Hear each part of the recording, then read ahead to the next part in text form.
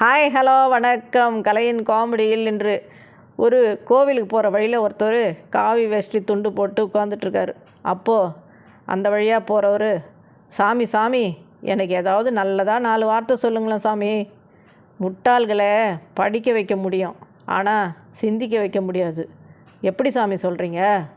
அதோ ஒரு பையன் போகிறானே, அவன் வெளியூரில் படிச்சுட்டு இருந்த மணி தான். அவனை கூப்பிடு, நான் கூப்பிட்டேன்னு. இப்போ என் கையில் ₹1 காசை வச்சு மூடிக்கிறேன். அவன் கண்டுபிடிக்கிறானான்னு பார்க்கலாம். என்ன தாத்தா, என்னை கூப்பிட்டீங்களா? ஆமாண்டா ராஜா. இப்போ இதோ நான் என் கையை மூடி இருக்கிறேனே, இந்த கைக்குள்ளே என்ன இருக்குன்னு சொல்லி பார்க்கலாம். தாத்தா, திடுதிப்புன்னு இப்படி கேட்டால் எப்படி சொல்கிறது? ஏதாவது க்ளூ கொடுங்களேன். க்ளூவா? அது வட்டமாக இருக்கும். வட்டமானா கார் சக்கரமா தாத்தா? ஆமாம் ஆமாம், போ போ. பாத்தியா அவனை? முட்டால் சிந்திக்க வைக்க முடியாதுன்னு சொன்னனே, கரெக்டாக இருக்கா? கைக்குள்ளே எங்கேயாவது கார் சக்கரம் அடங்குமா? சக்கரம்னு பதில் சொல்லிட்டு போகிறான். முட்டா பையன். அவன் மட்டுமா முட்டாள்? நீயும் தான் முட்டாள். என்ன ஏன் சாமி முட்டாளுன்றீங்க?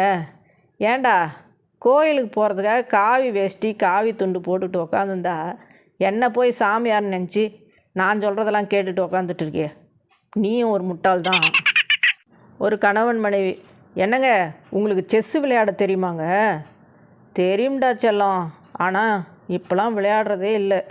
ஏங்க, ஒன்றை தொட்ட இந்த கையால் இன்னொரு ராணியை தொடுறதுக்கு மனசு வரலம்மா, அதான். ஒருத்தர் ஒரு ஹோட்டலில் போயிட்டு, சர்வர், உங்கள் ஹோட்டல் சாப்பாடு வீட்டில் செஞ்சது மாதிரியே இருக்குன்னு சொன்னாங்க, அதனால தான் இங்கே வந்திருக்கேன். எனக்கு ஒரு மீல்ஸ் கொண்டு வாங்க. தம்பி, சாருக்கு வீட்டு சாப்பாடாம், அந்த ஃப்ரிட்ஜில் இருந்து சாம்பார் ரசத்தை எடுத்து வை. ஒரு வீட்டுக்கு தாய் மாமா வந்திருக்காரு. மாமா கேட்குறாரு, என்னடா நல்லா படிக்கிறியா? எங்கே மாமா, படிக்கவே பிடிக்க மாட்டேங்குது, கஷ்டமாக இருக்கு மாமா. டேய், படிப்பு தாண்டா ரொம்ப முக்கியம். சரியாக படிக்கலைன்னா நீயும் என்ன மாதிரி உருப்படாமல் போயிடுவேன்.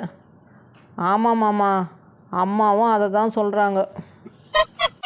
ஒரு கோர்ட்டில் ஜட்ஜு, நீங்கள் நகை கடையில் திருடினதா குற்றச்சாட்டு. எதுக்கு ஒரே நகை கடையில் தொடர்ந்து 2 தடவை திருடி இருக்கீங்க? முதல் தடவை திருடிட்டு போன வளையல் என் பொண்டாட்டி கைக்கு பத்தலைங்க ஐயா, அதான். தினமும் ஸ்டேட்டஸ் தேடி தேடி வைக்கிற நேரத்தை ஒழுங்காக யூஸ் பண்ணியிருந்தா உண்மையாகவே நல்ல ஸ்டேட்டஸ்க்கு வந்துருக்கலாம். அட ஆமாம்ல, சிரிச்சிட்டே இருங்க, சந்தோஷமாக இருங்க. மீண்டும் நாளை சந்திப்போம். நன்றி, வணக்கம்.